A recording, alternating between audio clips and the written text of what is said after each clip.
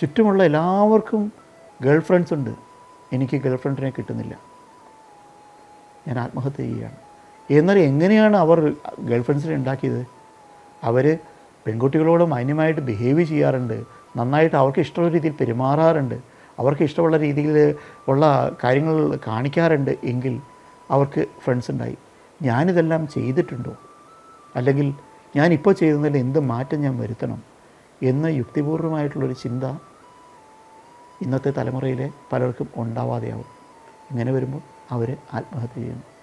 പലരും സ്വാഭാവികമായിട്ടും പെട്ടെന്നുണ്ടാകുന്ന പ്രശ്നങ്ങൾ, നല്ല രീതിയിൽ വളരെ ഭംഗിയായിട്ട് പൊയ്ക്കൊണ്ടിരിക്കുമ്പോൾ വളരെ സഡനായിട്ടുണ്ടാകുന്നൊരു പ്രശ്നം, ഇപ്പോൾ കൊറോണ എന്നുള്ളത് ഒരിക്കലും ലോകം പ്രതീക്ഷിക്കാത്ത ഒരു കാലഘട്ടത്തിൽ ഒരു വലിയ മഹാമാരി വന്നു. പെട്ടെന്ന് ലോകം ഓൾമോസ്റ്റ് നിശ്ചലമായി. ഈ നിശ്ചലമായപ്പോൾ പലർക്കും സാമ്പത്തികമായിട്ട് വളരെയധികം പ്രശ്നങ്ങളിലേക്ക് ബാക്കി പോയി. ഇനി ഞാൻ എങ്ങനെ ജീവിക്കും എന്ന് വിചാരിച്ച് സ്ഥാപനങ്ങൾ പൂട്ടിയവർ പലരും ആത്മഹത്യ ചെയ്തു.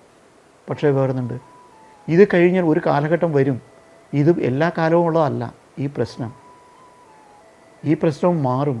അന്നൊരു നല്ല കാലമുണ്ട് എന്ന് പോസിറ്റീവായിട്ട് ചിന്തിച്ചിരുന്ന എല്ലാവരും ഇന്ന് അതിലും അതിമനോഹരമായി ഇന്ന് ജീവിക്കുന്നു. അപ്പോൾ പ്രശ്നങ്ങളെ കാണുന്നത് എങ്ങനെയാണ്? എന്തുകൊണ്ടാണ് ഇവർക്ക് ഇങ്ങനെയൊരു ചിന്ത വന്നത്?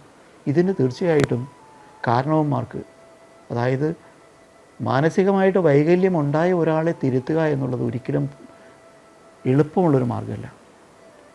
ഞാൻ കോംപ്ലക്സ് അടിച്ച് ഞാൻ കേപ്പബിൾ അല്ലാത്ത ഒരു മാനസികാവസ്ഥയിൽ ഒരു 30 വയസ്സോ 40 വയസ്സോ എത്തിക്കഴിഞ്ഞിട്ട് ഞാൻ ആത്മഹത്യ ചെയ്യാൻ പോവുകയാണെങ്കിൽ, കാരണം ഇവരാരും പുറത്തു പറയില്ല.